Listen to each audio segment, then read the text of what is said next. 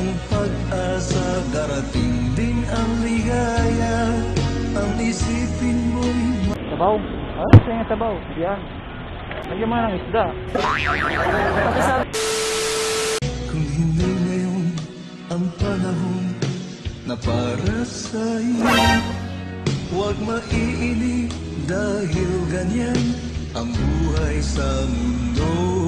Huwag mawawalan ng pag-asa, darating din ang ligaya.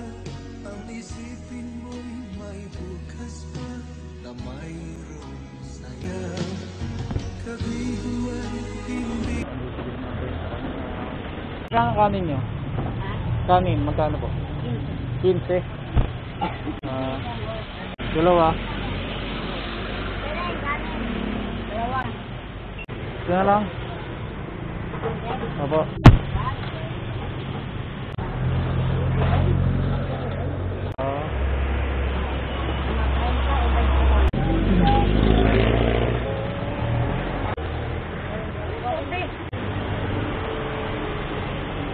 Salamat. Sabaw. Ah, sige sabaw. Yan. Lagyan mo ng isda.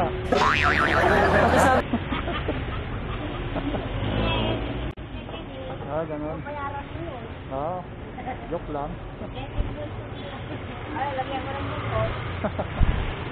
Salamat.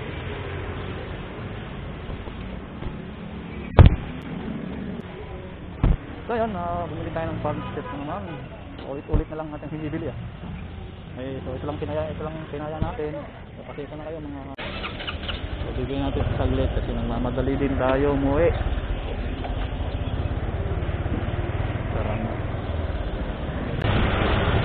So binibigyan natin yung mga wala lang kakayahan magtrabaho. Yung mga matatanda na, saka yung mga mga hindi na makapaglakad talaga. Hanggang limos na lang talaga ang mga gagawa nila. Kahit pa paano, meron tayong mayabot. So dito ko nakita sa palengke ng moonwalk sabi ng highway. So dito ko siya nakita.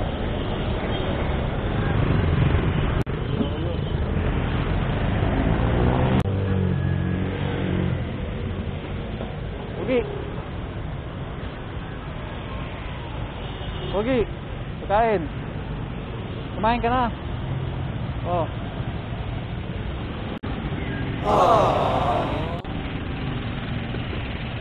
Kain ka na. Ha? Kain ka na. Ha?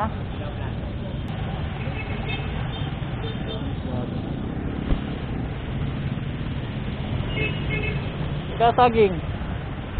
Saging. Ha?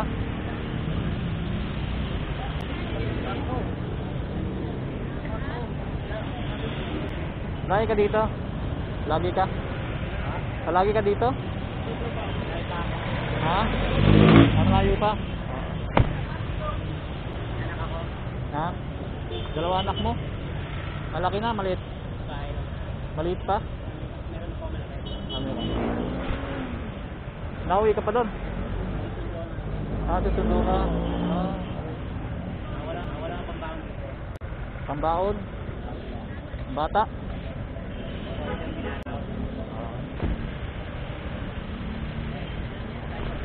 Ano lang? Ayan.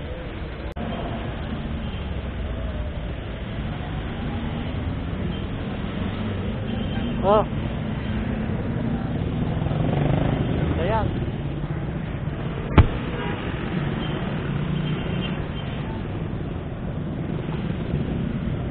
Gawin ako. Huwag mawawalan ng pag-asa, darating din ang ligaya.